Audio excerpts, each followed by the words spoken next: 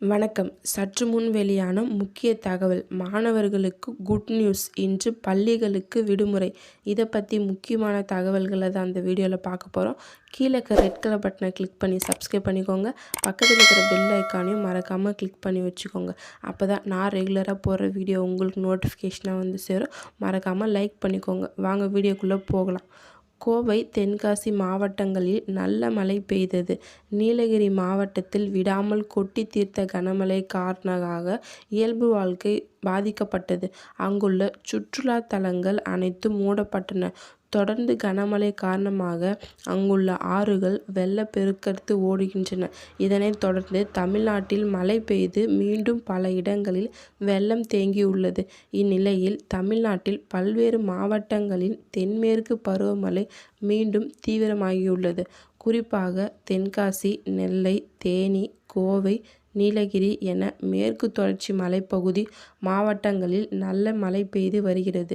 நீலகிரி, கோவை மாவட்டங்களிலும் இன்று கனமழைக்கு ஆரஞ்சு அலர்ட் எச்சரிக்கை விடப்பட்டுள்ளது. மேலும் இன்று ஜூன் 14 மற்றும் ஜூன் 15ஆம் தேதி 2 நாட்கள் நீலகிரி மாவட்டத்துக்கு அதிக கனமழையாக ரெட் அலர்ட் எச்சரிக்கை விடப்பட்டுள்ளது. இந்த 2 நாட்களும் நீலகிரியில் பலத்த மழை கொட்டி தீர்க்கும் என சென்னை வானிலை ஆய்வு மையம் தெரிவித்துள்ளது. இதனால் நீலகிரி மாவட்டத்தின் முன்னெச்சரிக்கை நடவடிக்கைகளாக மேற்கொள்ளப்பட்டு வருகிறது. தேசிய பேரிடர் மீட்பு படையினர் அங்கு விரைந்து வந்துள்ளனர். ஆற்றோரம் உள்ள மக்கள், தாழ்வான பகுதிகளில் உள்ள மக்கள் பாதுகாப்பான இடங்களுக்கு சென்று தங்க வைக்கப்பட்டுள்ளனர். மேலும் ரெட் அலர்ட் எச்சரிக்கை விடப்பட்டுள்ளது.